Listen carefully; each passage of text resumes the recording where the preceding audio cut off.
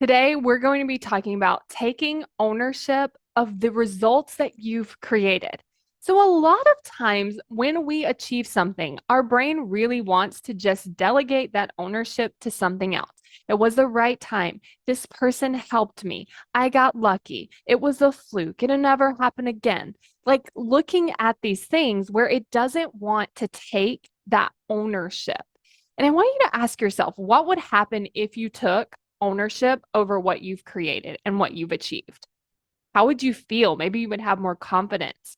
Maybe you would feel more empowered. Maybe you would want to go out there and create other things. But here's what happens if we don't take ownership. One, we become dependent. We become dependent on the right time. We become dependent on the person that helped us. We become dependent on things just working out wonderfully. And the second thing that happens is our brain actually gets scared that we're going to lose the thing. Because if we didn't create it and it was outside of us with perfect timing, people that helped us, this thing we learned, if it's outside of us and that thing goes away, then so does our results. And so this is why it's very important to create that ownership, because otherwise your brain becomes dependent and then it becomes scared. And so if you're starting to see like, oh, I've created this thing, but I'm really scared it's going to go away, then this is where you want to start building up that ownership. What I like to do is just ask myself, how did I create this without attaching it to something else? So let's say that you had a coach that helped you and you're giving all the credit to them. And that's why you were able to succeed. And that's why you were able to achieve the thing. I want you to ask yourself, how did I create this without mentioning that coach? And then see what comes up. Because we know that you had to do something, because there are other people that worked with that coach that didn't get the same results you did. So, how is that possible? Because obviously you played a part in it.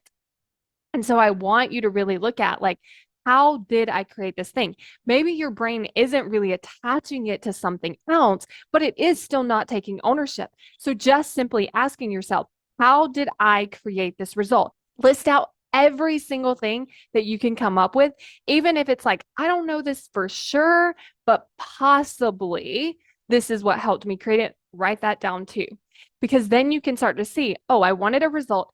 I created it. And then that self concept of you being a person that creates results will help you move into the next thing that you want to do. It will help you move into the next result that you want to create.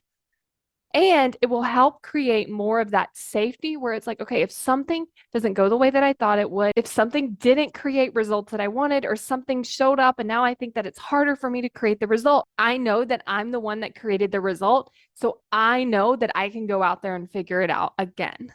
And then that can kind of create more of that safety because we're not dependent on all these things going right outside of us. I'm creating a course on how to create commitment. And if you want to get on the wait list so that you're the first to know when this course launches, then go to createcommitment.com and sign up for the waitlist.